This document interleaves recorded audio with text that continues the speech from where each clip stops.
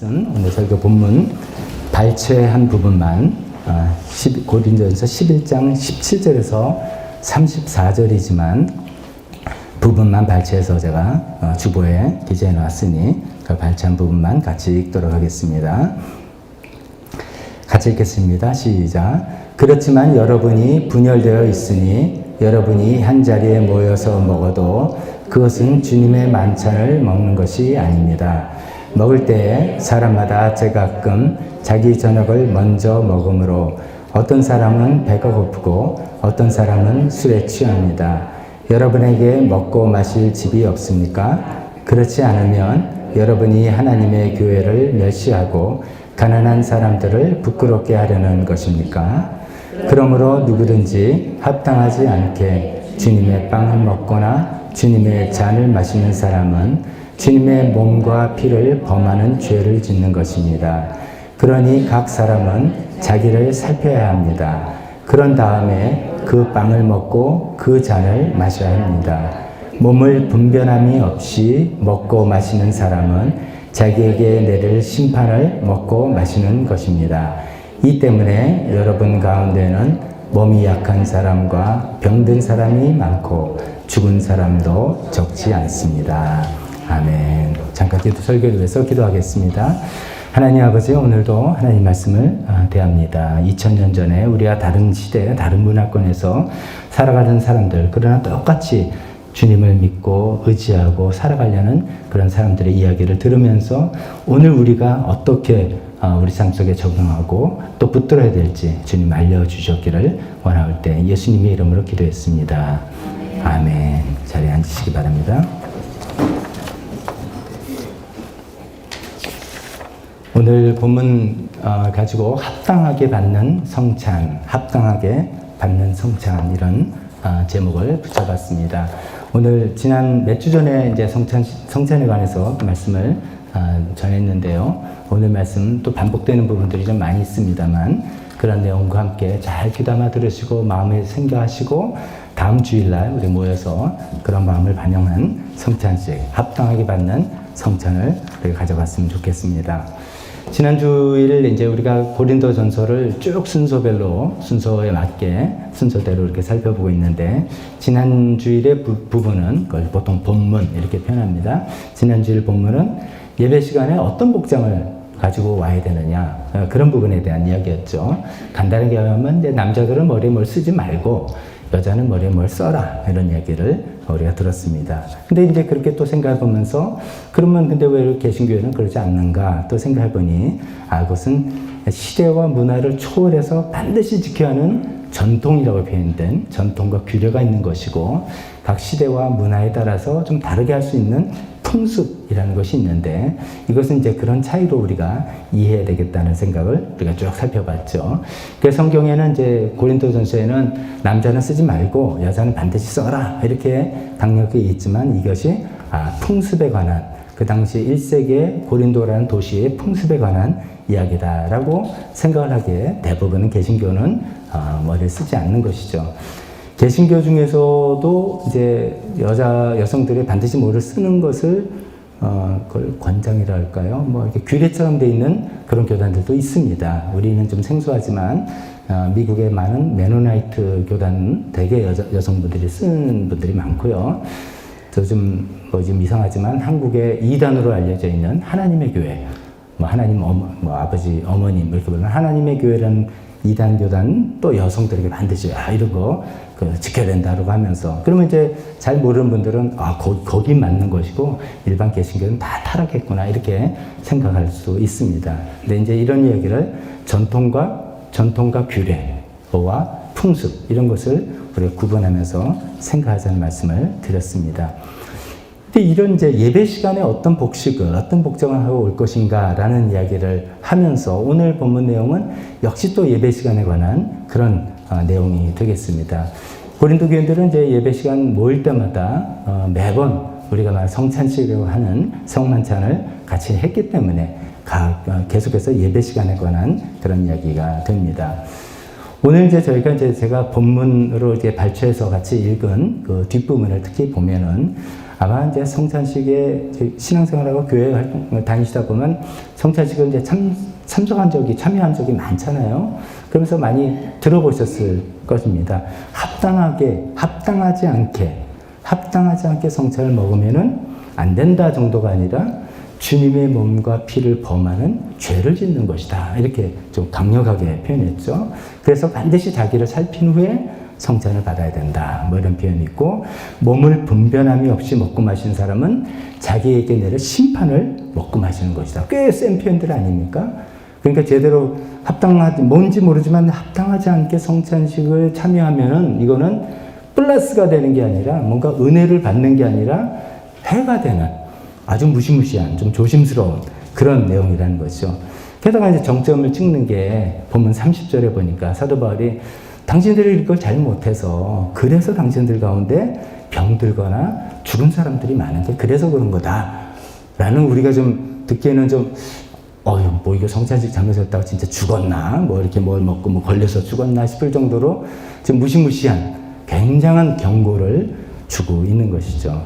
자, 그래서 이런 것을 우리가 좀 잘 이해하고 이제 다음 주에 성찬식뿐만 아니라 앞으로의 성찬식도 우리가 그렇게 잘 이해하고 준비하면서 조심하면서 참여해야 되겠다라는 그런 생각이 들었습니다.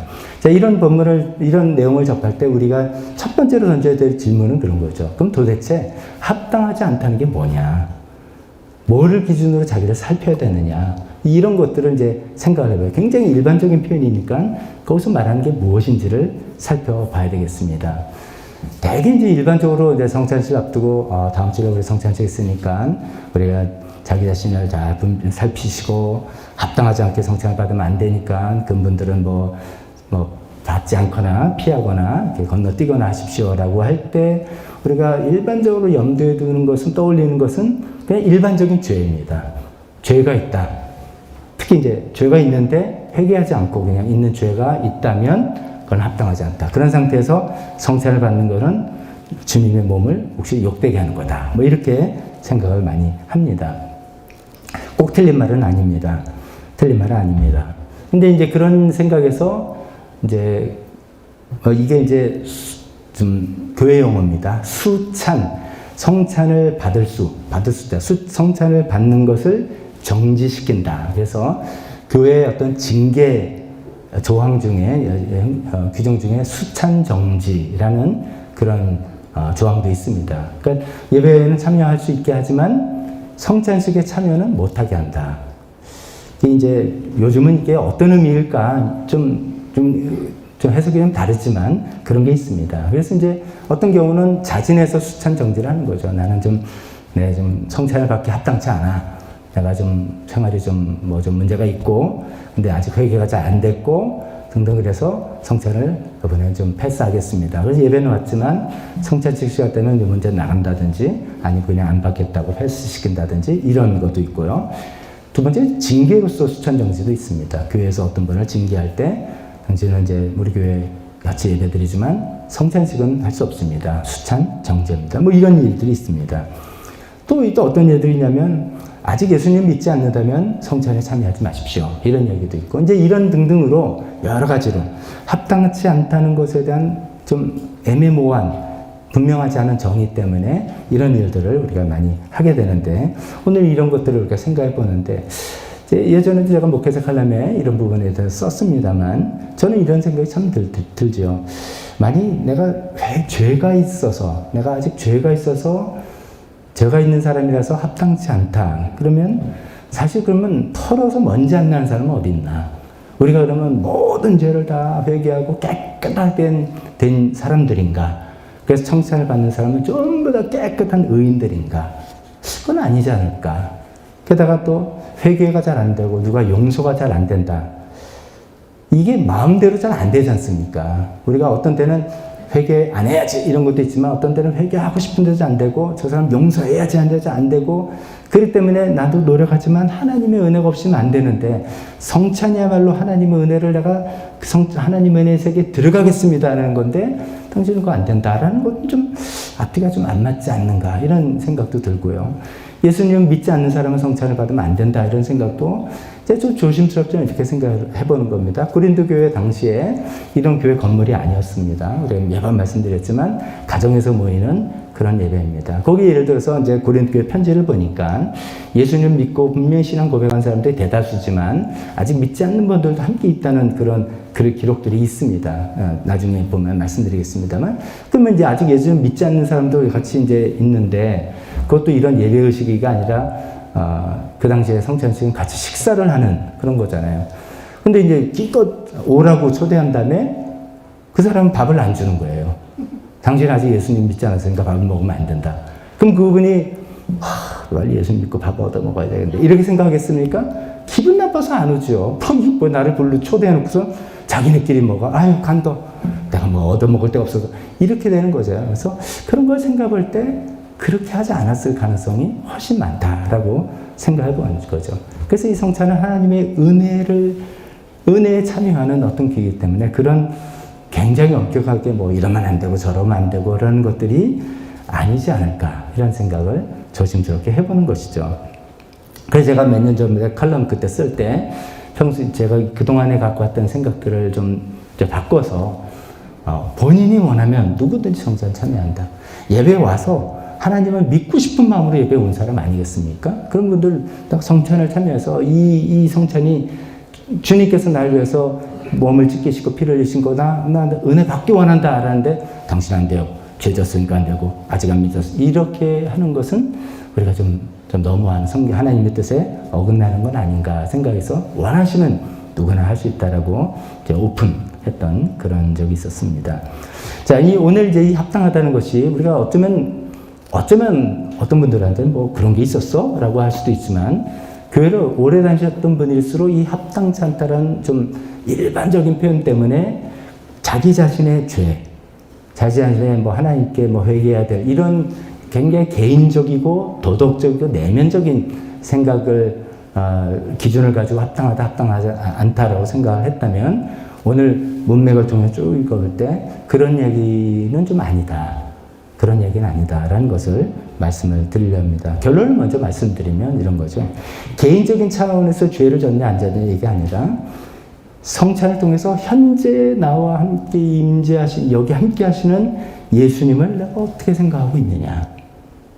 다시 더 말씀드리면 내가 이 성찬을 그냥 예배 형식으로 그냥 뭐 주니까 받아서 먹고 오늘 성찬식 했네라고 하느냐, 아니면 정말 이 빵과 포도주스로 대변되는 이것을 통해서 예수님과 내가 함께하는, 예수님이 나와 함께 하시는 놀라운 어떤 그런 역사를 내가 정말 믿음으로 믿고 예수님 죽음이 나를 위한 죽음이고 예수님 다시 오실 것이고 오늘 나와 함께 살아계시는, 나와 함께 하시는 그 주님을 내가 먹고 마신다라고 믿고 있느냐 아니냐, 이것이 하나의 기준이고, 두 번째는 그것을 함께하는 교회 형제자매와 나는 어떤 관계냐, 어떤 마음으로 우리가 함께 이 성찬을 함께하며 한 교회 공동체로 살아가느냐, 이런 것들이 기준이라는 말씀을 드리겠습니다.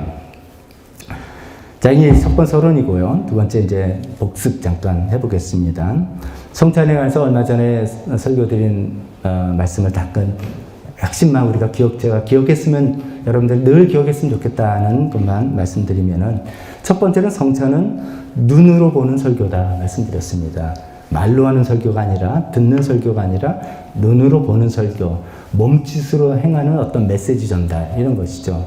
최근에 이제 뭐 홍콩서부터 시작해서 홍콩, 태국, 최근에 이제 미얀마에서 이제 쿠데타가 일어나고 국민들이 이제 그걸 반대하면서 어떤 손으로 표시를 하는 거 기억나시면 어떻게 손으로 표시합니까? 그 군부 독재에 저항한다는 표시로 손 어떻게 표시하잖아요? 어떻게 합니까? 세 손가락을. 저는 이게 좀 안 돼요, 이상하게. 제가 저항이 잘 안 되는 건지. 이게 이렇게 손가락 세 개를 이렇게 펴서 보이는 표시 자체가 나는 군부 독재에 저항한다라는 것을 표시하는 몸짓이잖아요. 그런 것처럼 우리가 성찬식에는 여러 가지 행동도 함께 그것을 먹고 마시는 나의 몸짓, 이것은 내가 이 복음의 세계 안에 들어와 있다는 것을 제가 말로 설명하거나 간증을 하거나 찬양을 하거나 하는 게 아니라 이 참여하는 그 자체가 나의 그런 행동이 되는 것이다 라는 그런 말씀입니다. 그래서 오늘 본문에도 읽지 않았지만 성찬식은 선포라고 이야기합니다. 26절에 그러므로 여러분이 이 빵을 먹고 이 잔을 마실 때마다 주님의 죽으심을 그가 오실 때까지 선포하는 것입니다. 이것을 먹고 내가 앞으로 나가서 선포하겠습니다 이렇게 생각할 수도 있지만 이 먹는 마시는 행위 자체가 선포고 선언이다 이거죠. 그 주님은 날 위해서 죽으신 분인 것을 내가 선언하는 거예요. 그리고 주님은 다시 오실 것이라는 것을 내가 선언하는 것이고 그 주님은 지금 현재 나와 함께 하심을 내가 선언하고 스스로에게 주변에게 선포하는 행위라는 것입니다. 자, 두 번째는 그러면 제가 이제 다 말씀을 이미 드렸지만 무슨 내용을 선포하고 선언하는가 이것을 설명하고 있어 지난번에 그 성찬식의 용어 세 가지를 영어로 설명하면서 말씀드렸던 걸 다시 한번 기억해 보았으면 좋겠습니다. 첫 번째는 The Lord's Supper, 주님의 만찬, 주의 만찬 이런 뜻입니다. 주의 만찬이라는 것은 성찬식을 처음으로 제정했던 예수님께서 6월절 만찬의 전통을 이제 새로운 의미를 부각시켜서 이것이 내가 너희를 위해 주는 몸이고 너희를 위해 흘리는 피니다. 이렇게 이야기하시면서 소위 주의 만찬을 제정했다. 처음으로 정하셨다. 이렇게 표현을 하곤 합니다. 이것은 이제 우리가 지금으로는 2021년 전에 일어난 일이니까 과거에 일어났던 일을 그래서 늘 기념하는 거죠. 2000년 전에 주님께서 우리 위해서 몸을 찢기시고 피를 흘리셨어. 그 과거의 사건을 기억하고 기념하는 그런 일이 되는 것이죠. 그러나 이게 꼭 과거의 일만이 아니고 과거의 성격이 큰데 주의 만찬 이럴 때 과거의 성격이 큰데 과거의 일만이 아니라는 것을 또 생각해 보면은 주의 만찬할 때 그 의 우리가 보통 소유격이라고 하는 그게 소유격은 아니잖아요. 예수님이 이 아니라 뜻은 의자는 뭘까 했더니 이렇게 주님이 마련한 만찬. 주님이 호스트가 된 거죠. 예수님께서, 그러니까 예수님이 베푸신 식탁, 이렇게도 표현합니다. 혹은 주님과 함께하는 만찬. 이런 뜻입니다. 의자가. 그러니까 그것은 굉장히 현재의 의미를 갖고, 과거에 그런 일이 있었지만, 우리가 주의 만찬을 한다라고 할 때는, 내가 예배 시간에 오면 여러분들의 경험은 예배 시간에 오시면, 앞에서 성찬식을 집전하는 목회자가 이렇게 해서 마치 제가 이렇게 하는 것 같지만 아니죠. 이것은 예수님께서 우리에게 베풀어 주신 몸과 피를 지금 먹고 마시는 그러니까 그런 의미에서 주의 만찬이라는 거죠. 그래서 과거의 일을 기억하는 것뿐만 아니라 지금도 내가 그 예수님의 몸과 피를 먹고 마시는 현재 어떤 일들이 계속 일어나고 있습니다. 라는 것을 표현하게 되는 것입니다. 그래서 두 번째 의미가 Holy Communion 이렇게 표현한다 말씀드렸죠. Holy Communion 성찬식을 영미권에서는 그렇게 더 많이 표현합니다. 이 커뮤니언이라는 단어가 참여한다, 나눈다, 소통한다 이런 뜻이잖아요. 그래서 이제 함께 거룩하게 나누고 교통하는데 그것은 반드시 현재 지금 그러고 있다는 거예요.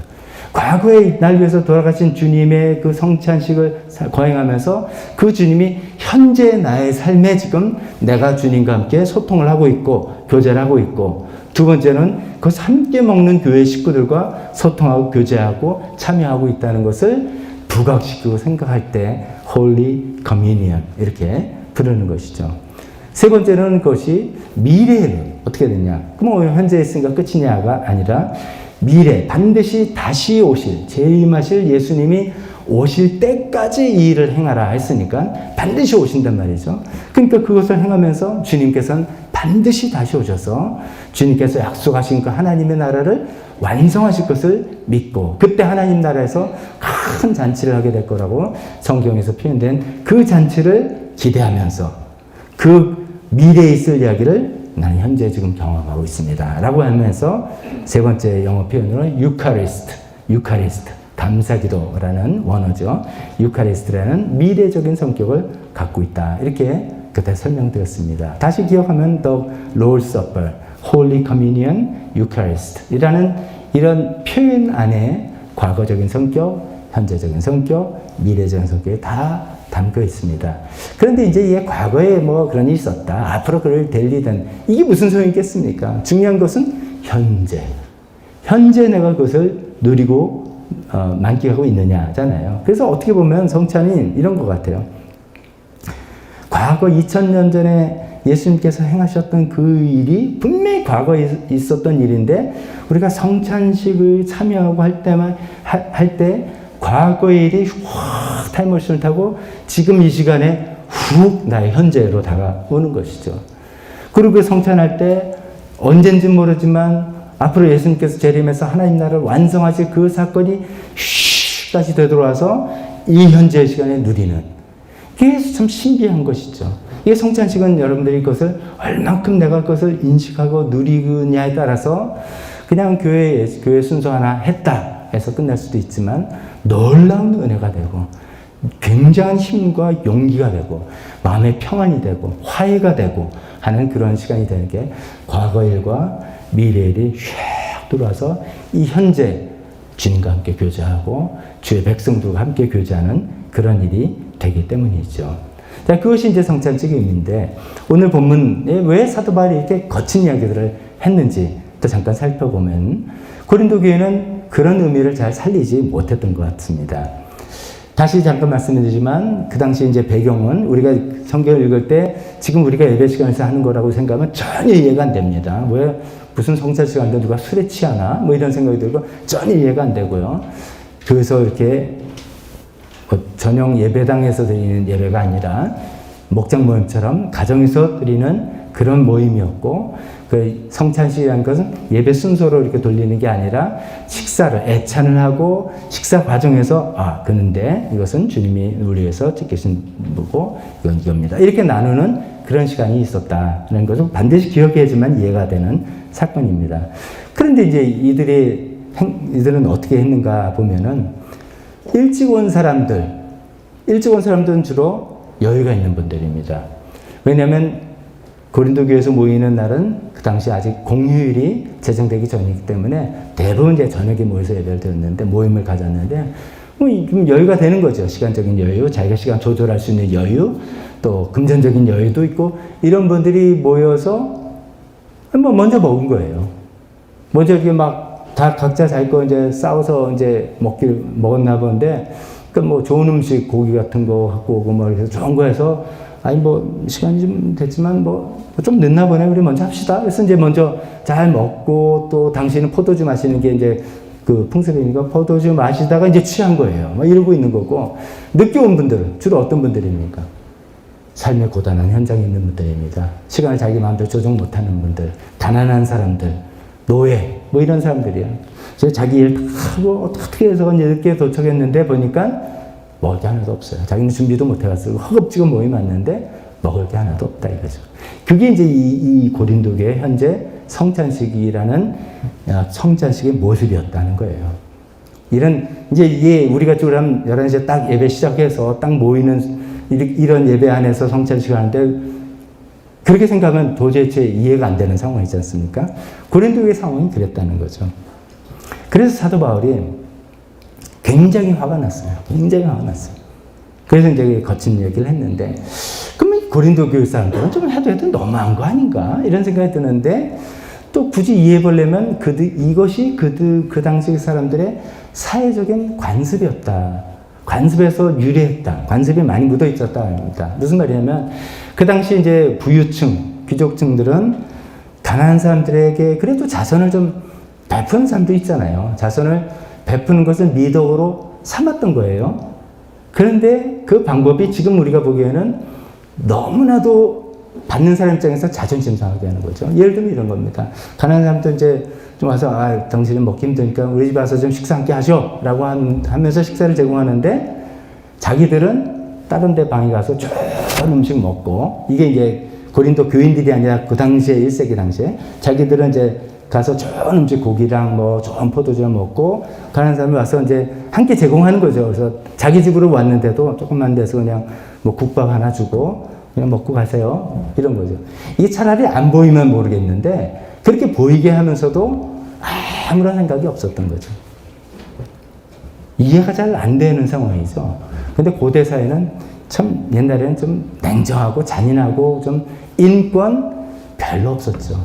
오늘날 우리 인권이 이렇게 된 건 대부분 기독교의 전통에서 나온 겁니다. 정말 하나님께서 인간을 동등하게 지난번에 살펴본 것처럼 차별 없이 대한다는 그런 성경의 정신이 오랜 역사를 통해서 싸우고 투쟁해서 이만큼 인권이 올라선 것이죠. 지금은 그렇게 된 건데 그 당시 이제 그렇게 했던 사회적인 관습을 그냥 몸에 익숙한 고린도 교회 부유층들이 성찬지 교회 와서도 이제 그렇게 한 거죠. 아무 문제의식이 없어요. 뭐 좀 늦나 보지? 그분들이 왜 늦는지, 늦으면 먹을 걸 싸울 수 없다는 것, 이런 거 생각 안 하고, 굉장히 좋은 거, 아유, 오늘 좀 반찬이 별로네. 하면서 이렇게 잘 먹고, 한잔하고, 우린 성찬식 잘했다. 주의 만찬 잘했다. 이러고 있었던 거라는 거죠. 이 소식을 들은 사도 바울이 분통이 터져서 이제 이야기한 여러 구절을 22절을 이렇게 표현합니다. 여러분에게 먹고 마실 집이 없습니까? 그러려면 집에서 다 먹고 오지. 왜 여기 하나님의 교회 와서 그러느냐? 그렇지 않으면 여러분들이 하나님의 교회를 멸시하고 가난한 사람을 부끄럽게 하려는 것인가? 이렇게 이야기도 하고 17절에는 나는 그동안 여러분 참 칭찬해 왔는데 이건 칭찬할 수 없다. 여러분들이 모여서 하는 일이 유익이 되기보다는 오히려 해가 된다. 그런 성찬식을 해봤자 해가 되니까 할 필요가 없다. 이런 얘기죠. 20절에 여러분들이 분열되어 있으니 이 부유층과 가난한 사람 이런 걸 이야기하죠. 분열되어 있으니 여러분이 한 자리 모여서 먹더라도 그것은 주님의 만찬을 먹는 것이 아닙니다. 즉 주의 만찬이 아니다. 그건 성찬식이 아니다. 그런 식의 마음을 가지고 하는 것은 성찬식이 아니라 주의 만찬이라 당신들이 그냥 잘 식사 함께 한 거다. 당신들끼리의 만찬이다. 이렇게 굉장히 강하게 표현한 것이죠. 자, 이런 문맥을 우리가 잘 들으면서 제가 처음에 말씀드린 것처럼 합당하게 한다, 자기를 살핀다, 몸을 분별한다, 이런 성찬식 앞두고 우리가 늘 자기를 살펴본다는 것이 물론 개인적으로도 내가 회개할 죄가 있으면 회개하고 주님 앞에 이렇게 나와야 되겠지만 이런 문맥 가운데 있다 보면 크게 두 가지 이런 거 우리가 생각해야 된다는 말씀을 드립니다. 합당하게 받는 성찬이는 뭐냐? 첫 번째는 정말로 예수님과 내가 한 몸이라는 것을 정말 믿고 붙드는 것입니다. 이제 성찬식에 관해서 이제 어차피 말씀드리니까 좀 설명을 더 한다면, 중세 가톨릭에서부터 이제 천주교는 화채설을 주장합니다. 몸이 된다. 즉, 사제가 축사할 때 이 빵과 이 포도주는 진짜로 예수님의 몸으로 화하고 변하고 몸 안에서 이 안에서 우리 위장에 들어가서 몸이 되고 살이 되고 피가 된다. 세상에 그런 일이 어딨냐. 그것이 하나님의 기적의 능력이다. 이렇게 이야기한 거죠. 그래서 화채설 이렇게 생각했습니다. 저는 그렇게 생각하지 않습니다. 종교개혁 이후에는 기념설이 많이 이제 종교개혁들 사이에 생겼습니다. 이것은 주님께서 말씀하신 대로 그냥 그것을 죽음을 기념하라. 이 행사를 통해서 기념하라. 이렇게 말했다. 이렇게 생각합니다. 하지만 이제 화채설과 기념설 두 사이에 뭔가 중간에 뭐가 있는 것 같습니다. 왜냐면 우리가 다 경험해왔습니다. 맨날 기념식이다. 그러면 현충일. 여러분 생각해보면 얼마나 현충일이 얼마나 귀한 날입니까? 우리나라의 호국 영령들 그 표현을 하면 그때 우리나라가 이렇게 살고 있으니까 생각을 해야 된다는데 해마다 돌아오는 걸 누가 그렇게 기념합니까? 성찬식 1년에 4번, 10번 매주 한다면 언제 그때마다 합니까? 그러니까 이게 잘 안 되는 것이죠. 그런 의미의, 그런 기념을 한다는 의미에서 이게 우리가 참 큰 은혜가 되고 그런다기보다는 어쩌면 화채설과 기념설 그 중간이 아닐까 싶습니다. 지금 이런 겁니다. 과거의 십자가, 나를 위해서 죽으신 십자가 사건, 그것이 현재 살아나는 시간이죠. 과거에 분명히 있었던 걸 내가 분명히 기념하는데 내가 성찬을 참여하는 순간 이것을 현재화되는 어떤 그런 시간. 또 미래에 분명히 재림하셔서 하나님 나라를 완성하실 그 분인데 그 일을 내가 이 성찬을 참여하면서 내가 거기에 미리 그 시간을 앞당겨 가는 것 같은 그런 시간. 그런 주님께서 현재 나와 동행하시고 나와 한 몸이 되시고 나와 함께 하셔서 그래서 결국 내가 이 땅에서 주님 위해서 살아갈 수 있는 힘도 용기도 지혜도 인내도 현재 주시는 그 주님을 경험하는 시간이라는 것이죠. 이거는 그냥 기념만 가지고 되는 것도 아니고 이게 놀랍게 그냥 변해서 되는 것이 아니라 그것을 우리가 그런 믿음으로 우리가 받아들일 때 비로소 가능한 것입니다. 이번 한 주 동안 한번 여러분 곰곰이 생각해 봅시다. 내가 합당하게 받는 성찬, 다음 주에 우리가 성찬을 할 텐데, 내가 이제 다음 주에 이제 성찬식을 한다고 하는데, 일단 신청하셔야 되고요. 오실 때 신청하시고, 빨리 신청하셔야 됩니다. 요새는 점점 빨리들 신청하시니까요. 그런데 나는 정말 내가 성찬에 이 빵과 포도 음료를 먹으면서 과거에 나를 위해서 죽으신 주님이 현재 나에게 지금 힘과 용기를 주는 주님이 되나? 미래에 오실 그 주님이 현재 지금 나에게 함께 하시는 주님이 되나? 그런 주님과 내가 진짜 홀리 커뮤니언을 지금 하고 있는가? 아니면 그냥 예배 순서로 그냥 하는 것인가? 만약 예배 순서로 한다면 합당하게 받는 성찬은 아닌 것이죠. 내가 일주일 동안 마음 준비합니다. 잘 모르겠다 하면 더 기도하고, 하나님, 내가 하나님의 뜻은 그건데, 하나님은 그래서 이걸 성찬을 전통이라고 하고 규례를 하면서 반드시 교회를 행하라고 하는데, 이것을 통해서 우리 힘과 용기와 인내를 주시고 믿음을 주시고 은혜를 베풀어 주시려고 하는 기회를 만들어 놓으셨는데, 나는 그것을 누리지 못하는, 그렇게 되면 너무 억울하고 아까운 거 아니겠습니까? 또 그런 생각을 해보시면서, 이 시간을 통해서 과거의 시간이 현재 돌아있고 미래의 그 일이 현재 돌아있어서 이 주님을 내가 먹고 마심을 통해서 주님께서 주시는 힘과 용기와 지혜와 인내가 나한테 들어오는 것이다. 그런 은혜의 시간이 된다. 라고 생각하면서 성찬에 참여하는 것이 합당하게 받는 성찬의 첫 번째가 될 것입니다. 두 번째는, 합당하게 받는 성찬의 두 번째는 성도들과 한 몸이 되는 것입니다. 사실 오늘 본문은 여기에 무게가 더 있습니다. 성도들과 한 몸이 되는 것입니다. 나와 주님과만은 홀리 커뮤니언이 되는 게 아니라 이 성찬식을 참여하는 우리 소속되는 교회 한 식구들과 함께 되는 것이죠. 크게는 전 세계 교회와 다 마찬가지겠지만 우리가 일단은 피부로 와닿는 교회 식구들을 이야기합니다. 이것을 우리 식으로 표현하면 진짜 한솥밥 식구 뜻입니다. 그래서 한 빵에서 뜯어서 먹는 거죠. 그리고 뭐랄까요, 용기에서 옛날 그분들은 지금은 상상도 못하죠. 그럼 코로나 때는 상상도 못하는데 잔을 그냥 서로 돌려가면서 마시고 빵을 서로 뜯고 그런 거에서 한 빵에서 한 잔을 나누는 우리 한 식구다라는 것이죠. 요즘은 이제 코로나를 그걸 못하고 상징적으로만 제가 그렇게 표현을 하고 우리가 이미 방역 수칙에 안전하게 장갑도 다 끼고 안전하게 해야 되겠습니다만 일시적으로 이렇게 하는 거고 실제로 그 의미는 그렇다는 거죠.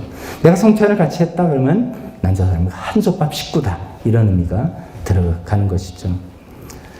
사도 바울은 이제 결론에서 어떻게 제안을 하냐면 그게 막 이제 경고를 하고 하면서 사도 바울의 적용 포인트는 이렇게 제일 끝에 33절, 34절 제일 끝에 이렇게 얘기합니다. 다 모일 때까지 기다려라. 다 온 다음에 성찬식을, 그리고 음식을 나누고 해라. 그때까지 기다려라. 그거 난 못 기다리겠다 그러면 집에서 그냥 먹고 와라. 이렇게 이제 대안을 마련했습니다. 근데 우리는 이제 예배 시간에 하는 성찬이니까 그 대안을 또 그대로 따를 수는 없죠. 이건 풍습에 관한 그런 거기 때문에 그렇게 할 수는 없죠. 우리는 마음을 다져야 되는데 이런 거죠. 이런 게 이제 우리랑 어떤 식으로 이제 우리랑 비교할 수 있을까 생각했는데 좀 그냥 이런 생각을 한번 해봤습니다. 요즘은 여러분 김밥 그립지 않으세요? 교회에서 먹는 김밥이 너무 그리워요 저는. 한때 우리가 보통 김밥 저희가 몇 년째 교회 식사 김밥 하잖아요. 그러니까 이제 나중에 오신 분들은 이제 모르실지 모르지만 김밥 좀 지겨운데 샌드위치로 하자 이런 의견도 있었어요. 그래서 그럼 샌드위치는 누가 말하네 원래. 그랬더니 이제 또 고양이 방울에 목에 누가 방울 다냐 이거죠. 쑥 들어갔다가 또 국수가 어떠냐 이렇게 하다가 그냥 다 김밥 이렇게 됐는데 매주 김밥 먹는 게 저는 너무 맛있더라고요. 김밥 참 좋아합니다. 근데 이제 코로나 때문에 우리가 언제부터 식사를 못하니까 김밥 생각이 이렇게 나는 거예요. 그래서 가끔 사 먹으면 그렇게 맛있어요. 그래서 맛있는 김밥을 교회 식구들과 함께 먹으면 정말 좋을까 이런 생각을 해봅니다. 그런데 예를 들어서 이제 우리가 그게 다 풀렸어요. 코로나 다 풀리고 우리가 이제 앞으로는 교회에서 김밥 제공하는 게 아니라 각 목장별이라든지 각 사역 부서별이라든지 각 그룹별로 각자 도시락 싸와서 이제 식사하십시오. 그래서 여기저기 나눠서 식사하십시오. 이렇게 이제 했다고 칩시다. 그렇게 안 하지만 했다고 칩시다. 근데 이제 어떤 목장과 어떤 그룹을 보니까 거기 이제 뭐 잘 사는 분들이 어떻게 또 모여 있는 거예요. 근데 도시락이라고 갖고 왔는데, 메뉴가 달라. 거기는 벌써 메뉴가 다르고, 뭐 끝나고 디저트가 이거는 뭐 파리바게뜨 케이크 정도가 아니에요. 뭐 이런 거. 근데 저쪽에는 그냥 뭐 어떻게 다 보니까 근근히 사시는 분들 있으니까 그냥 김밥에다가 김밥도 안 되고 뭐 김밥 하나 가지고 둘이 나눠 먹고 뭐 이런데 이제 정상적이면 그런 거 보고 좀 이러면 좀 안 되겠다. 이걸 좀 이게 형평을 맞추려고 이렇게 해야 되잖아요. 근데 지금 이 고린도 교인들은 아무 생각이 없었던 거죠. 아무 생각이 없이 했다는 것이죠. 이제 그런 거 비슷한 것입니다. 있을 수 없는 그런 일들이잖아요. 우리가 이제 성찬식을 통해서 한 교회 한 솥밥 식구를 한다면은 우리 이제 사랑하는 교회 전체가 비록 우리 내가 한 목장에 소속되고 한 부역 사역부 있는 부들을 활동하면서 또 내가 아는 사람이 소수가 있을지라도 우리가 한 빵을 먹고 한 잔을 마셨다는 것은 우리 전체가 한 식구다라는 것을 우리가 선언하는 것이죠. 선포하는 것이죠. 그래서 한편으로는 내가 속한 목장과 어떤 사역부 사람들 깊이 알고 헌신하고 친할 수밖에 없습니다. 그걸 안 하건 뭐 그것도 하지 말라고 말이 안 되죠. 많은 시간과 에너지와 희생을 하는 건 역시 내가 소속된 한 목장이면 목장, 사역부서면 사역부서입니다. 그러나 동시에 다른 교인들의 사정과 이런 것도 형편을 관심 있게 보고 배려하고 나누고 섬기는 것을 절대로 소홀히 해서는 안 되는. 그냥 뭐 우리 그릇만 잘 되면 되지. 절대로. 그러면 이제 고린도 교회처럼 되는 겁니다. 뭐 잘 사는 사람 잘 되고, 뭐 좋아하는 사람 좋아하고 딱 되고 나머지는 뭐 먹든 말든 알아서 해라. 이러면 이제 우리도 사도 바울한테 혼나는 것이고, 사실 그런 식으로 해서 성찬식을 해봤자 그거는 위선. 그게 주의 만찬이 아니다. 옆에 있는 형제자매가 우리 한솥밥 식구로 다 함께 우리가 가겠다라고 선언하고 스스로에게 선포하는 그런 시간이라는 것이죠. 그런 의미에서 합당히 받는다는 이야기가 사실 여기서 나온 겁니다. 다른 우리 교회 형제자매들, 다른 분들을 생각하고 배려하고 함께 섬기는 그런 마음 없이 나는 예수님만 잘 믿으면 돼요. 하나님 은혜가 철철해요. 그것이 합당하지 않게 받는 성찬이고 자기를 살피지 않은 성찬이고 몸을 분별하지 않은 성찬이 되는 것입니다. 그러니까 이번 한 주 동안 또 우리가 생각할 건 그렇습니다. 내가 교회 안에서 누구는 진짜 사람 좀 용서가 안 되는 사람이 있는데 이것을 우리가 해결해야 됩니다. 그런 게 있다면 참 그걸 보기 싫은 사람이 있는데 이거를 해결해야 됩니다. 이걸 해결하지 아니하고 성찬을 받는다는 것은 오늘 표현하면 죄를 먹는 것이다 이거죠. 하나님 심판을 먹는 것이다. 그런 무서운 내용입니다. 그런 내용을 우리가 한 주 동안 잘 생각하면서 교회 안에서 우리가 정말 우리는 어찌어찌 하다가 이거 너무 놀랍고 신비롭지 않습니까? 대한민국의 교회가 얼마나 많습니까? 뭐 수도권에 또 교회가 얼마나 많습니까? 그런데 하나님께서 어떻게 우리를 이 사랑하는 교회로 서로 만나게 하셔서 이 안에서 정말 형제자매처럼 많은 시간과 그 사랑을 나누면서 한 교회 식구로 살게 하는 이 놀라운 이 하나님의 섭리 가운데서 내가 서로를 어떻게 생각하고 어떻게 섬기고 저 사람에서 내가 어떤 희생을 할 각오까지 있는가 이런 생각을 다 하면서 그것도 또 내가 편은 잘 아는 사람 한 그룹만이 아니라 교회 전체가 그렇게 되기를 나는 얼마나 애쓰고 거기 마음을 쓰고 있는가 이런 것들을 잘 생각해 보시고 기도해 보시고 준비해 오시면서 다음 주일날 우리가 정말 합당하게 받는 성찬을 함을 통해서 그럴 때 비로소 주님이 나와 함께 하신 이걸 통해서 홀리 커뮤니언이 돼서 과거에 있었던 그 예수님의 죽음과 희생이 또 미래에 오실 그 약속이 현재 나와 함께 동행해서 이 세상을 살아갈 힘과 용기, 지혜, 인내, 믿음 이런 것을 주시는 놀라운 시간 될 거라고 믿습니다. 우리 잠깐 반주해 줄 때 또 설교